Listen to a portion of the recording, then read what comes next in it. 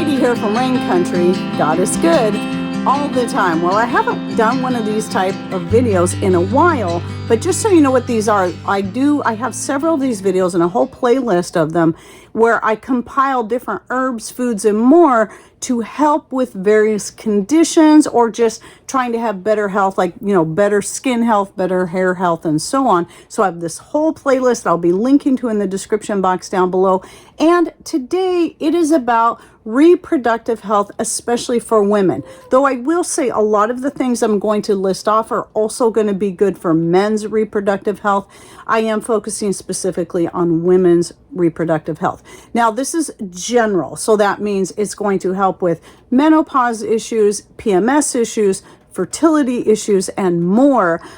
Each herb that I list is going to have its different benefits in all these different areas, but I was so glad that this was made easy for me because one of the first links I found, now remember, when I look into this stuff, I compare all kinds of different websites, from the scientific to the medical to the natural, and compare them all and then put all this information in. But I found this great site that I'm going to link you to in the description box down below that not only lists most of the herbs I'm going to be reading off, but also details specifically what they're good for. So whether it's PMS or fertility or menopause, and recommended amounts and ways to take it. So that just made my job super easy. It's great when I find sites that are like that.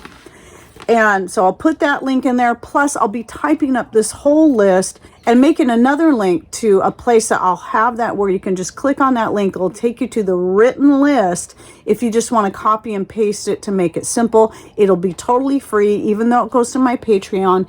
Every post there is open to everyone, whether you donate a cent or two or nothing at all. Oh, and the other thing I want to say, another link I'll be putting down there is a link to my herbs and more benefits and uses playlist that I started 8 years ago when I started my channel, and I'm always adding more to it. I know there's well over 90 videos total in the YouTube playlist, and then on Rumble, because Rumble only allows so many videos per playlist, I had to break it into two parts. So there's herbs and there's one that's like other things like seeds and so on. There's quite a number of these herbs that I'm going to list off that I covered more in detail, and there are many benefits, and you'll find them within that playlist. And one of those is this one I have right at the top of the list, which is raspberry leaves. A lot of ladies have heard of the benefits of using raspberry leaves. Now, typically you'll see red raspberry leaves, but any color of raspberry leaves is going to be good. And even blackberry leaves. That one doesn't get mentioned enough, but blackberry leaves are also very good for women's reproductive health. And to continue on with this list, we have Chase treeberry. I'm gonna pronounce this wrong. Dong Quai, I think. Black cohosh, evening primrose oil, maca root, ashwagandha root, and those two I actually use in my jet fueled latte recipe that I created. I'll link to that video down below.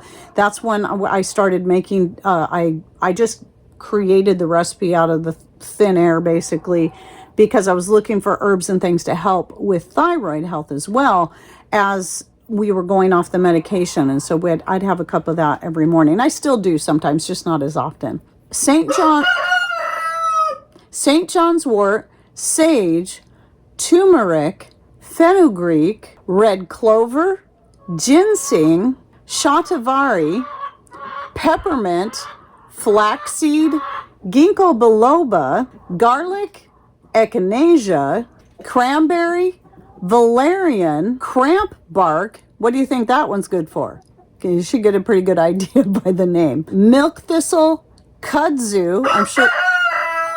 I'm sure a lot of you that live in the South are like, cool, something that kudzu is actually good for. And all those places that are being overtaken with kudzu. Hops, licorice root, rhubarb, honey goatweed, there's one I never heard of, alfalfa, nigella sativa, or black seed as I commonly call it, and yes, I have a video on that one, marjoram. So all of those I listed are in that link I'll be putting. Now here's a few more that I added, and that would be pineapple weed, which I have a video on I did several years ago. It is a weed that almost everybody can find. It often comes up in disturbed areas, you know, like gravel and all that, but if it's grown in a garden where it has richer soil, it'll get really big, and it has a nice kind of pineapple flavor. It makes a great tea. You can use the whole plant. I normally would use the leaves and the flowers. Goji berries, wild yam, nettle, ginger, and cinnamon. And now I'm going to read off a few other things to either consider or look into for yourself. And that would be eliminating processed carbs. Everybody should be eliminating processed carbs. The more processed something is, the worse it is for you. So if you're going to eat carbs, at least look for good, healthy, whole grains, organic. And you might even want to consider going with a more low carb diet. I'm not saying cutting out carbs. I think we're meant to eat those. You know, we need a lot of those healthy grains and whatnot, especially in the whole grain form. But just consider going a lower carb, especially if you're looking at increasing your fertility. Enjoy dairy. Dairy is good for you, especially for us ladies. We need the calcium and vitamin D that are naturally found in dairy products, and those are good for our overall health, especially our reproductive health. So you're just wanting to look at healthy dairy, not dairies that have been highly processed. Look at learning how to make your own homemade yogurt, which I have a video out on, a new one that I just put out.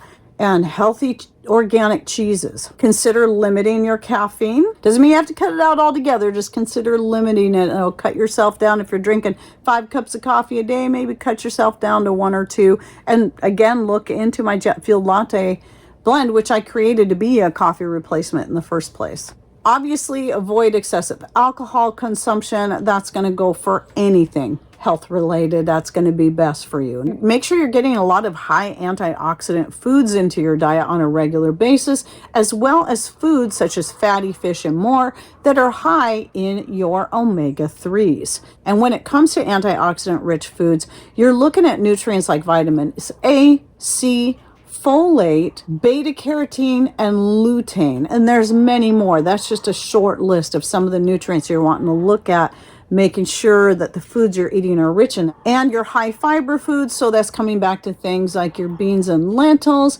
and your fruits and vegetables that have a lot of fiber. And then, of course, making sure you're getting some kind of daily movement to the best of your abilities. I know everybody is in different, like some people are wheelchair bound, some people have very limited mobility, but anything you can do to add more movement to your daily routine, even if it's just doing arm exercises like this and like this, you don't even have to start with weights.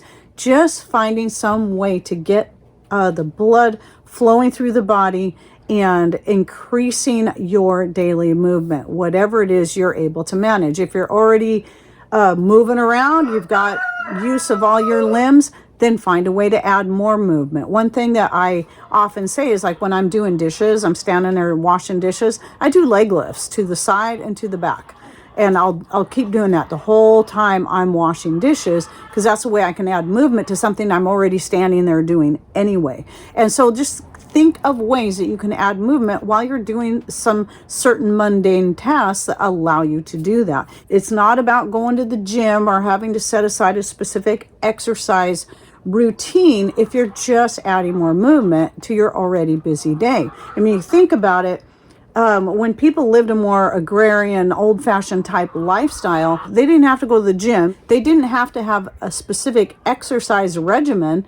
They got the exercise they needed by doing things by hand and by getting out and working in their garden, whatever it was that they did. Maybe even consider going back to some old-fashioned ways of doing work that will not only make you a little bit more prepared for just being able to do things without having to depend on electricity or anything else, that will also work your body. It can be as simple as that. So that's the things I try to look at. So people got their exercise throughout the whole day, doing all these chores. It wasn't like, 20 minutes, half hour of hardcore running or walking or, doing calisthenics or whatever. So it was just something they got throughout the whole day. So they didn't have to set aside extra time to exercise. They got what they needed. So, and of course, good sleep and good hydration. These are always important things. So I hope you enjoyed this video, and don't forget to check out the links for the playlists and more that I'll be putting in the description box down below by clicking on more or show more somewhere down here below the video screen. And if you have anything you would like to add to my list, just go ahead and put those in comments down below. Share some of your experiences so others can learn from you as well. Oh yes, I forgot one more link I wanted to share with you is I do have a video specifically on herbs and more to naturally help with symptoms of menopause and just going through menopause. And I'll link to that down below as well. So I hope you enjoyed this video. Thanks for watching. Take care and God bless.